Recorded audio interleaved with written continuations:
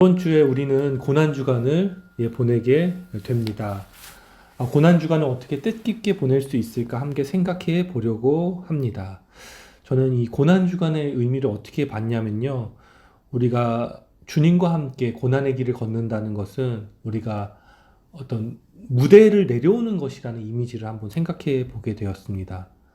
무대 위에 영웅을 쫓고 내 삶도 영웅이 되기를 바라는 그 삶에서요, 이제는 내 소소한 일상 가운데 사랑의 기적이 일어나기를 소망하는 삶으로 그렇게 우리 삶이 바뀌어 가기를 바랍니다. 소소한 일상, 그것이 예수의 신성이라고 말씀드리고 싶습니다. 이 빌립보서 말씀 우리가 함께 읽었는데요. 이 말씀을 보면요. 그리스도께서 하나님과 본질이 동일하신데 자신을 비워서 종의 모양을 한 인간으로 오셨다고 얘기하고 있습니다.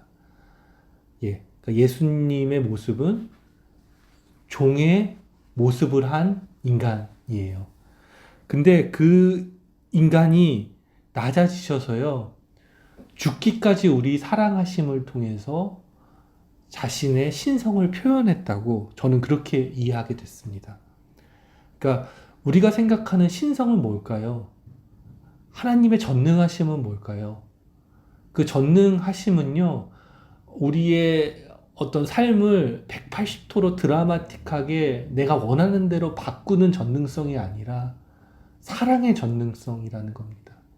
그래서 그분이 하나님이신데 종의 모습으로 한 인간으로 오셨고, 또 하나님의 뜻에 죽기까지 복종하셨는데 그것은 우리를 향한 사랑을 드러내시는 행위였다는 것에 대해서 우리가 기억했으면 합니다.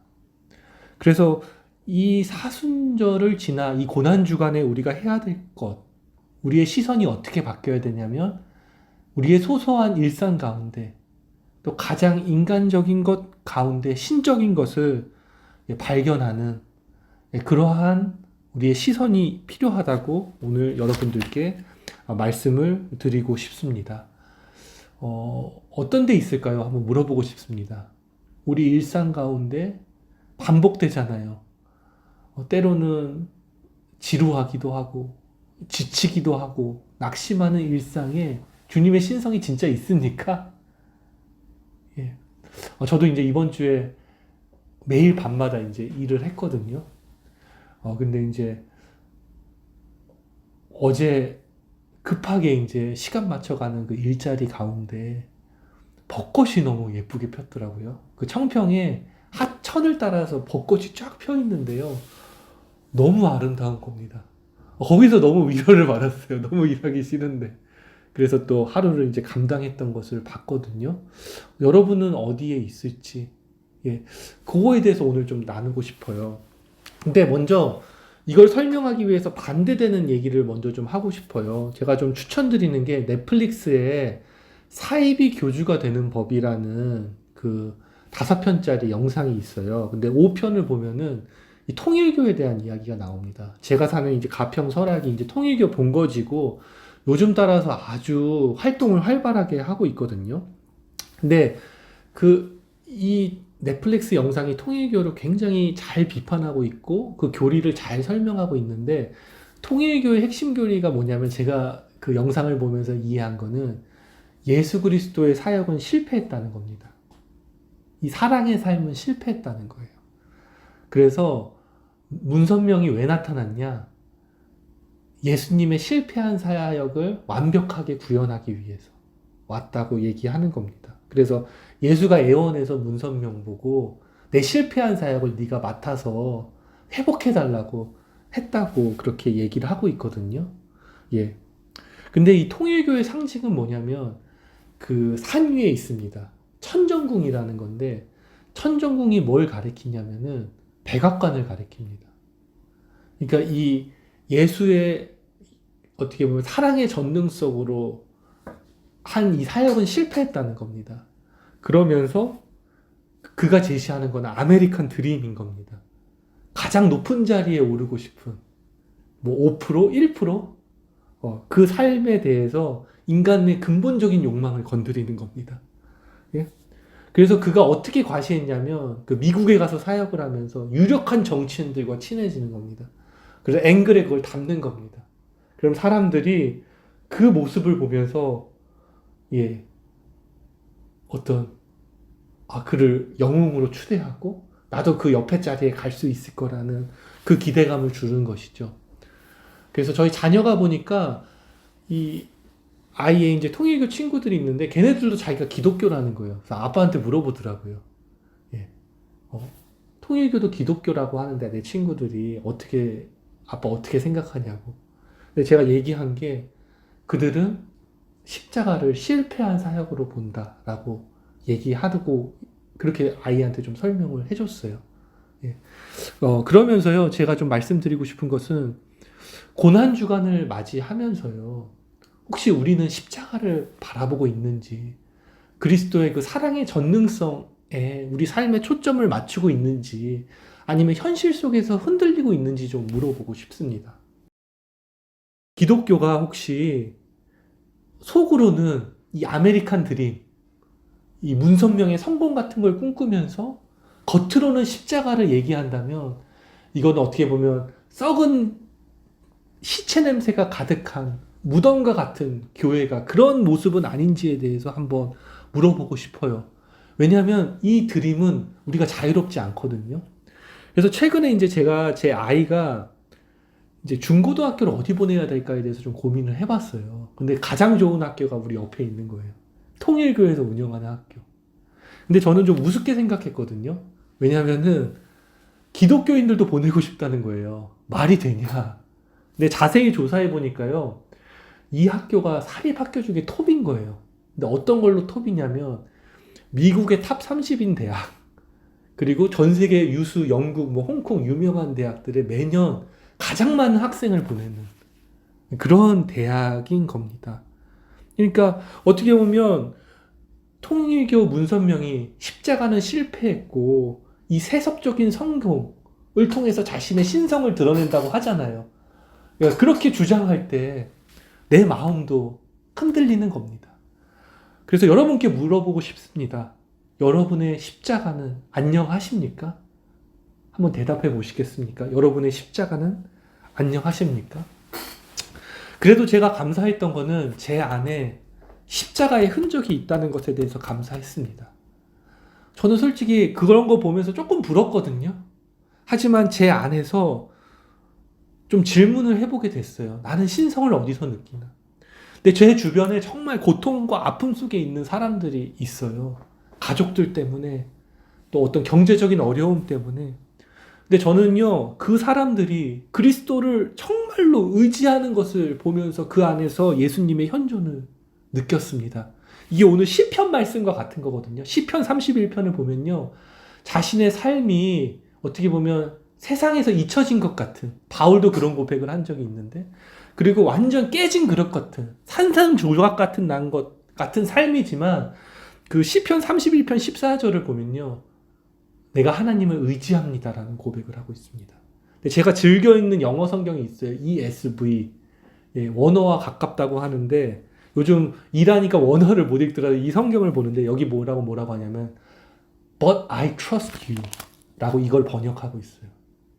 그러니까 산산조각난 같은 내 삶의 현실 속에서도 그 무능한 사랑의 그리스도를 신뢰하는 여정을 그들을 걷는 것을 보면서 저는 감화를 받습니다. 그리스도가 우리 현실을 바꿔주면 좋겠죠. 혁명을 일으켜주면 좋겠죠. 하지만 그렇진 않습니다.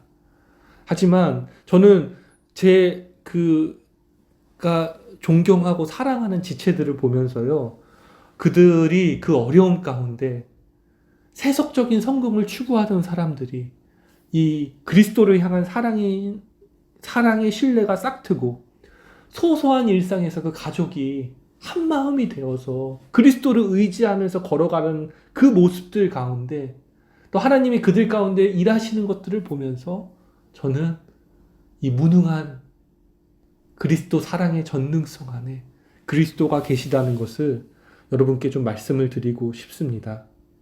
일상 속의 사랑의 기적, 이것을 말하고 싶은데요. 이거는요, 누가 해결해 줄 수 있는 게 아닙니다. 각자마다 과제가 다 달라요. 그래서 내 과제가 무엇인지, 내가 져야 될 십자가는 무엇인지, 그것을 발견하고 우리 일상 속에서 그리스도의 현존을 발견하면서 걸었으면 좋겠는데, 제가 가지고 있는 과제, 그 아이의 문제 있지 않습니까? 나는 욕심은 없는데 내 삶은 사랑하는데 내 아이는 좀 잘 키우고 싶은 그런 마음이 있거든요. 이걸 진짜 바싹 아이를 이렇게 다그쳐가지고 이걸 교육을 하면 좋을까. 근데 그때 감사했던 건 내 안에 그리스도의 흔적이 있다는 것. 그리고 그리스도라면 아이를 어떻게 키웠을까라는 것에 대해서 좀 질문을 해보게 됐고요. 그리스도라면 우여곡절이 많더라도 그 아이가 자신의 꽃을 피울 수 있도록 돕지 않았을까라는 질문을 해보게 되었어요. 아이가 원하면 조금 더 공부는 할 수 있을 것 같아요. 근데 그것보다 저는 더 중요한 건 지금 아이와 함께 보내는 시간이라고 좀 생각을 했습니다. 왜냐면 이제 중학교 되면 이제 아빠를 떠날 거거든요. 그걸 준비해야겠다. 그래서 대화하는 시간들이 많아 가지면 좋겠다. 그래서 이제 가족과 이제 일주일에 한 번씩 책 읽는 시간을 갖자고 얘기를 했어요. 근데 첫 번째 책은 이제 송이가 원하는 책을 같이 읽자고 했어요. 근데 그 책이 뭐냐면은 이 생순 라타나반의 책이에요. 그날 밤 무슨 일이. 이게 무슨 상을 받았대요. 그림책 부분에서 랑데르노상 수상을 하는 어떤 책인데 너무 좋았습니다. 제가 이 책을 되게 정독하고 있어요. 한 번 읽었고 두 번째 읽고 있는데 이게 아이를 이해할 수 있게 됐어요. 저는 솔직히 아이한테 막 지금부터 인문학 책 막 그 뭐 소설 전집 읽으라고도 하긴 하거든요. 근데 아이는 이 책을 소개해 주는데 아이의 신비함, 아이가 갖고 있는 우정, 그런 것들을 이 책에서 되게 잘 표현하고 있더라고요. 그래서 아직 이 책 모임을 하지 않았는데 우리 아이를 진짜 만난 것 같은. 그러니까 내 욕망의 시선에서가 아니라 아이가 나름 살아보려는 삶 안에서 아이가 뭘 꿈꾸고 무슨 생각을 하고 어떤 삶을 사는지 그렇게 만나서 그 책 모임이 더 기대가 되고요. 그래서 내 안에 그리스도 흔적을 발견하는 고난주간이 되시면 좋겠고, 그것은 내 안의 십자가, 내가 져야 될 십자가를 그리스도와 함께 발견하는, 그것은 어떻게 보면 영웅놀이에 이번 사순절이 그치지 않으면 좋겠다. 우리 일상 속에 그리스도의 사랑의 전능성을 발견하는 여러분이 되면 좋겠다. 그래서 주보 3면을 보면은 그 성서일과 본문을 넣습니다. 이 주간만은요, 매일마다 본문이 있거든요. 이걸 다 읽으라는 건 아닙니다. 여러분들이 좀 그리스도와 함께 걷기 위해서 이 본문들 중에 가능할 때 하나씩 택해서 한번 읽어보신다면은, 우리 한 주간의 삶이 그리스도를 마음에 담는 시간이 되고, 그리스도께서 광야 같은 우리 삶에 길을 내시고 열어주시는 것을 경험하는 시간이 되는 것은 아닐까 여러분들께 말씀을 드리면서요. 빌립보서 말씀 마지막으로 읽고 마치고 싶습니다. 제가 다시 한번 빌립보서 2장 5절부터 8절까지의 말씀, 11절까지 읽으면 좋겠네요. 같이 읽을 수 있으면 읽어주세요. 너희 안에 이 마음을 품으라. 곧 그리스도 예수의 마음이니 그는 근본 하나님의 본체시나 하나님과 동등됨을 취할 것으로 여기지 아니하시고 오히려 자기를 비워 종의 형체를 가지사 사람들과 같이 되셨고 사람의 모양으로 나타나사 자기를 낮추시고 죽기까지 복종하셨으니 곧 십자가에 죽으심이라. 이러므로 하나님이 그를 지극히 높여 모든 이름 위에 뛰어난 이름을 주사 하늘에 있는 자들과 땅에 있는 자들과 땅 아래에 있는 자들로 모든 무릎을 예수의 이름에 꿇게 하시고 모든 입으로 예수 그리스도를 주라 시인하여 하나님 아버지께 영광을 돌리게 하셨느니라. 아멘. 우리 잠시 묵상하는 시간 갖도록 하겠습니다. 나의 영혼아 잠잠히 하나님을 바라라. 그에게서 구원이 남이로다.